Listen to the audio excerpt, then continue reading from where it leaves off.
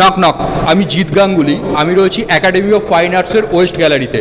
চলছে পার্সপেক্টিভ গ্রুপের দলগত প্রদর্শনী। আমরা পুরো প্রদর্শনীটি ঘুরব। অংশগ্রহণ করেছেন যে সমস্ত শিল্পীরা, সেই শিল্পীদের সাথে আমরা কথা বলে নেব। আপনারাও দেখুন পুরো প্রদর্শনীটি, এবং কেমন লাগলো এই প্রদর্শনীটি আপনারা মতামতে অবশ্যই জানাবেন। আচ্ছা চিরঞ্জিত, আপনার কতগুলি কাজ প্রদর্শিত হচ্ছে? আমার একটাই কাজ আছে, একটাই কাজ প্রদর্শিত হচ্ছে, এটির মাধ্যম রয়েছে, এটার oil on canvas. Oil and canvas আছে।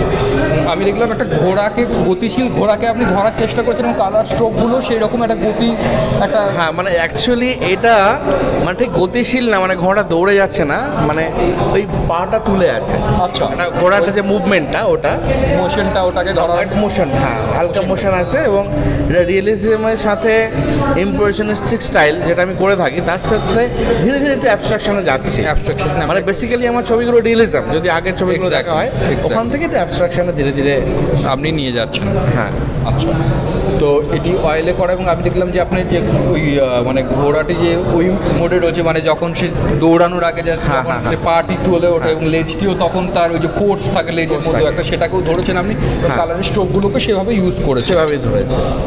তবে এখানে আমি একটা বলি, ব্যাপারটা চ্যালেঞ্জিং ছিল, মানে ঘোড়ার লেজটা আমি ডিফারেন্ট ডিরেকশনে দিয়েছি। মানে পেন্টিংয়ে একটা সমস্যা হয় কি, হয়তো এইটা হলে হতো, বাট দেখা যাচ্ছে এইটা করলে কম্পোজিশনটা ব্যালেন্সড হবে, তো সেটাও একটু চিন্তা করতে হয়। একদম। সব মিলিয়ে মিশিয়ে যেন ওভারঅল একটা ভালো প্রেজেন্টেশন থাকে। পজিশনটাকেও সেভাবে মেনটেন করে আপনি পুরোটাকে নিয়ে এসেছেন। আচ্ছা, ধন্যবাদ। Thank you. আপনার নাম? আমার নাম মেরি সাধুকা। আচ্ছা, আপনার মোট কতগুলি কাজ প্রদর্শিত হচ্ছে? আমার এই 6টি গণেশ গণেশ সিরিজটা আপনি করেছেন, হ্যাঁ এবং গণেশটাকে আপনি নিজস্ব ফর্মে ভেঙেছেন, গণেশটাকে হ্যাঁ, ক্রিয়েটিভ আর্টে নিয়ে গেছেন, জিওমেট্রিক্যাল ফর্মে, নিজের চিন্তা ভাবনাতে, ডিজাইন, কালার সব কিছু এটা সম্পূর্ণভাবে একদম। করেছেন, এবং আপনি মানে ছোট ছোট ওখানে ফর্ম ধরে সেটাকে টেক্সচারে নিয়ে এসেছেন, সেটাকে টেক্সচারে দিয়েছি।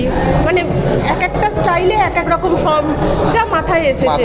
সেভাবে। আর সবচেয়ে এই কালো ডেপথটা যে আমি দেওয়ার চেষ্টা করছি, কালোটার একটা পজিটিভ সাইন আমার মাথার মধ্যে খেলেছে। কালোটা কেন আসে? কালোটা 7টা রং মিশেই তো কালো আসে। অনেকে প্রশ্ন করছে কালো গণেশের মধ্যে যাচ্ছে, যে কালোটাই আরও পজিটিভ সাইন।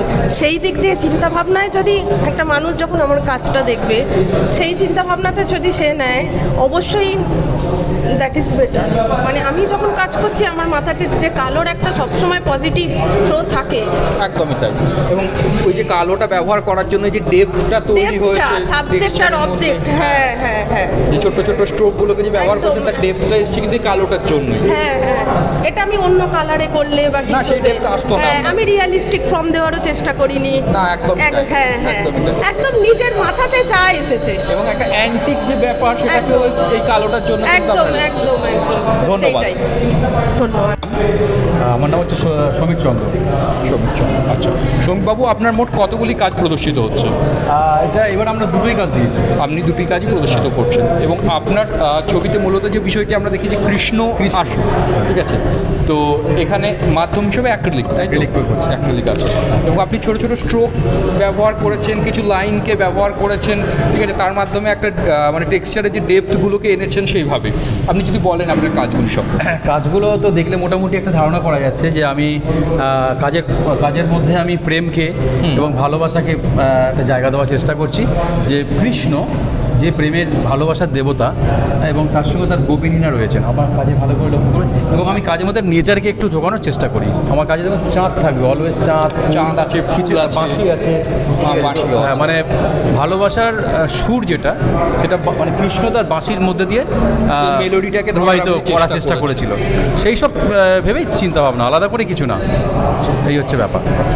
আর একটু কালারফুল করি, কারণ কালারফুল ছবি দেখতেও ভালো লাগে। আর যেহেতু খুব পজিটিভিটি কাজের মধ্যে, তাই জন্য আমরা এরকমভাবে একটা কম্পোজিশন, ব্যাকগ্রাউন্ড ইউজ করে তারপর আমি টেক্সচারের মধ্যে দিয়ে কালারফুলের মাধ্যমে ওটাকে বের করে। ওটাই ধন্যবাদ সঙ্গে।